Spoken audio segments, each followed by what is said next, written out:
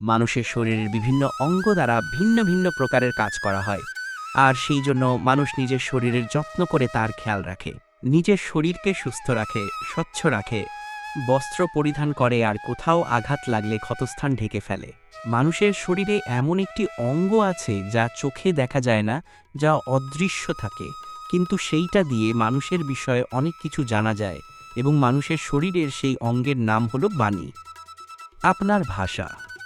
আপনি যেভাবে কথা বলেন, যার সাথে কথা বলেন, আপনি যেভাবে শব্দ চয়ন করেন, তার দ্বারা আপনার বিষয়ে অনেক কিছু বোঝা যায়।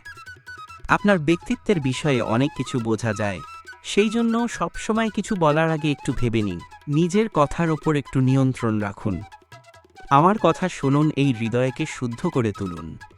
যদি এই হৃদয় শুদ্ধ থাকে, তাহলে সর্বদা মধুর বাণী নির্গত হবে, যা সবাইকে প্রফুল্ল করে তুলবে, আর তখন এই মন প্রসন্ন হয়ে বলবে রাধে রাধে। ধন, সম্পদ, ঐশ্বর্য মানুষ হয় নিজের সৌভাগ্যের দ্বারা, এগুলো লাভ করে থাকেন বা কর্মের দ্বারা। সৌভাগ্য আসলে কি? গ্রহের দশা, যা প্রত্যেক মুহূর্তে বদলাতে থাকে।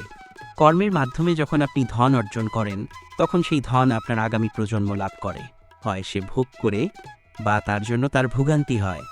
আর এটা নির্ভর করছে আপনার কর্মের উপরে। কি কর্ম করেছেন আপনি সেই ধনকে লাভ করার জন্য? যদি আপনি সৎপথে চলেন, নিষ্ঠা ভরে আপনি কর্ম করে থাকেন এবং তার ফলে আপনি ধন অর্জন করে থাকেন, তাহলে আপনার আগামী প্রজন্ম সেটা ভোগ করবে, সেটা প্রয়োগ করবে নিজের বিকাশের জন্য। কিন্তু যদি আপনি কুকর্ম করে থাকেন, কোনো রকম ছলনা করে থাকেন এই ধন লাভ করার জন্য, তাহলে 100% আপনার আগামী প্রজন্মকে এর জন্য ভুগতেই হবে। তাহলে আপনি কি চাইবেন? যে আপনার আগামী প্রজন্ম সুখ ভোগ করবে, নাকি আপনার কুকর্মের পরিণাম ভোগ করবে? নির্বাচন আপনারই। আসুন আমার সাথে ভালোবেসে বলুন রাধে রাধে। মাতা পিতার মনে সবসময়ই বাসনা বাস করে যে ওনাদের সন্তানের যেন মঙ্গল হয়। নিজের সন্তানকে সেই সব কিছু দেবার সবসময় চেষ্টা করতে থাকেন, যেগুলো তারা নিজেরা নিজেদের জীবনে কখনো পেতে পারেননি, এবং এই প্রক্রিয়ায় সবথেকে গুরুত্বপূর্ণ বিষয়টি ভুলে যান, নিজের সন্তানকে সেই জিনিস দেওয়া যেটা উনি সবথেকে আগে পেয়েছেন। আমি ধনের কথা বলছি না, আমি বলতে চেয়েছি নিজের অভিজ্ঞতা দ্বারা ওনারা যে মানসিক স্থিতি লাভ করেছেন, ওনারা যে মর্যাদা লাভ করেছেন, যে শিক্ষা ওনারা লাভ করেছেন, সবার আগে নিজের সন্তানকে সেটা দেওয়া প্রয়োজন। সেটা যদি নিজের সন্তানকে দিতে পারেন, তাহলে এই সন্তান জীবনে তার পথে এগোতেও পারবে, ধন অর্জনও করতে পারবে এবং শক্তিশালী অনুভবও করতে পারবে। সেই জন্য সন্তানকে সবার আগে সেটা দান করুন যেটা সবথেকে বেশি মূল্যবান। সেটা দিন যেটা আপনি সবার আগে লাভ করেছেন। আসুন আমার সাথে ভালোবেসে বলুন রাধে রাধে। কখনো কখনো আমরা খুব ব্যথিত হয়ে পড়ি। আমরা নিজেদের পরিবারের জন্য এত কিছু করি, আর তারা আমাদের দেখলেই ভয়ভীত হয়ে পড়ে, আমাদের দেখলে বিরক্ত হয়। কখনো নিজেদের সন্তানকে বিকাশের পথে অগ্রসর করার জন্য আমরা তাদের উপর একটু জোর দিই, যাতে তারা পরিশ্রম করে, কিন্তু সেই সন্তান আমাদের উপর বিরক্ত হয়ে পড়ে।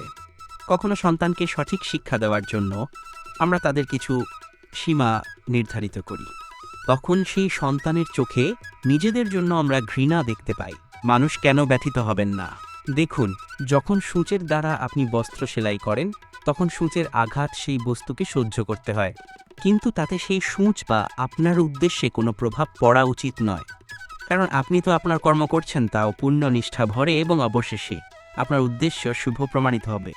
তাই কেউ বিরক্ত হচ্ছে বলে বা কারোর চোখে নিজের প্রতি ঘৃণা দেখার ভয়ে কখনো পিছিয়ে যাবেন না। কষ্ট না করে বিকাশ সম্ভব নয়। কর্ম করতে থাকুন, সবকিছু শুভ হবে। আসুন আমার সাথে ভালোবেসে বলুন রাধে রাধে। প্রেমের পরিভাষা আসলে কি? ভিন্ন ভিন্ন ধরনের ব্যক্তি, ভিন্ন ভিন্ন ধরনের প্রেমী, আলোচক বিভিন্ন ধরনের পরিভাষা প্রদান করেন এই প্রেম নিয়ে, কিন্তু প্রত্যেকের মনে কখনো কখনো এই প্রশ্ন এসেছে, এই ভালোবাসা আসলে কি? নিজের প্রিয়তমকে জয় করাই কি প্রেম? চার হাত এক হয়ে যাবার নামই কি প্রেম? নিজের আবেগ ব্যক্ত করাই কি ভালোবাসা? না, প্রেমের অর্থ কাউকে লাভ করা নয়, বরং তার মাঝে বিলীন হয়ে যাওয়া। যদি কারোর হাত ধরে থাকি, তাহলে আজীবন তার সাথে পথ চলা হলো প্রেম। প্রেম শুধুমাত্র সেটা নয় যা প্রেমী আর প্রেমিকার কেশদামে মালা বেঁধে দেয়। মাতা পিতার জন্য দিনরাত পরিশ্রম করা, নিজের পরিবারের জন্য দিনরাত পরিশ্রম করা, সেটাও প্রেম। নিজের বন্ধুদের জন্য, আপনজনদের জন্য সব কিছু উজাড় করে দেওয়ার নাম হলো ভালোবাসা। নিজের মাতৃভূমির জন্য সাহসের সাথে লড়াই করা এবং আনন্দে নিজের জীবন ত্যাগ করে দেওয়াও কিন্তু প্রেমের নামান্তর। সেই জন্য যারা বুদ্ধিমান ব্যক্তি তারা কখনো প্রেমের পরিভাষা খুঁজতে চান না, কারণ তারা জানেন যে এই প্রেম কতটা বিশাল। তারা জানেন যে এই প্রেম হলো এক বিশাল সাগর, যাকে নিজের মুঠোয় ধরে রাখা যায় না। সেই জন্য এই প্রেমের সাগরে ডুবে যান এবং সকলকে ভালোবাসতে শিখুন।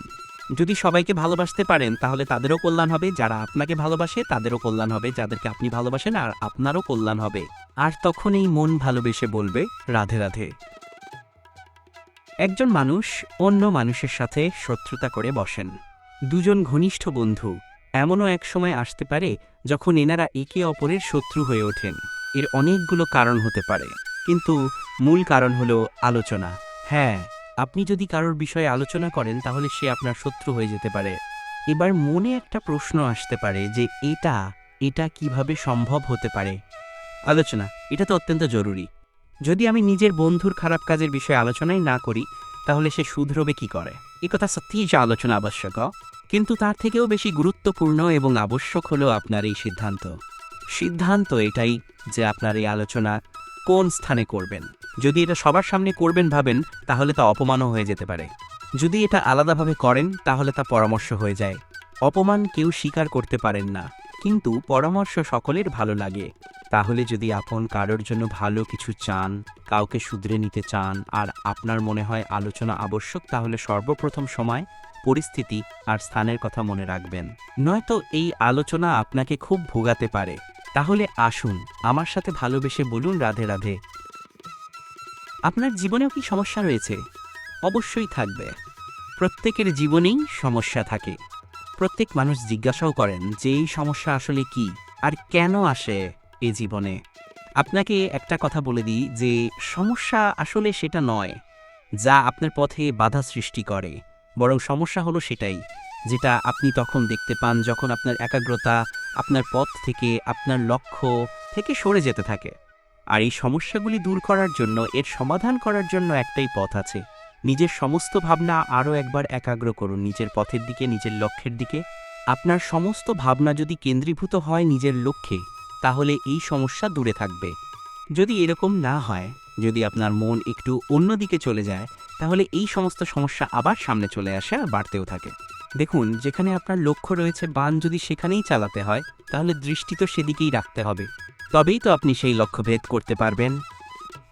সেই জন্য মনে রাখবেন, সর্বদা লক্ষ্য রাখবেন নিজের পথে, সেই পথেই সামনে এগোতে থাকুন নিজের লক্ষ্যের দিকে। আপনি যত সামনে এগোতে থাকবেন এই সমস্যা তত পিছিয়ে যাবে। তাহলে আসুন আমার সাথে ভালোবেসে বলুন রাধে রাধে।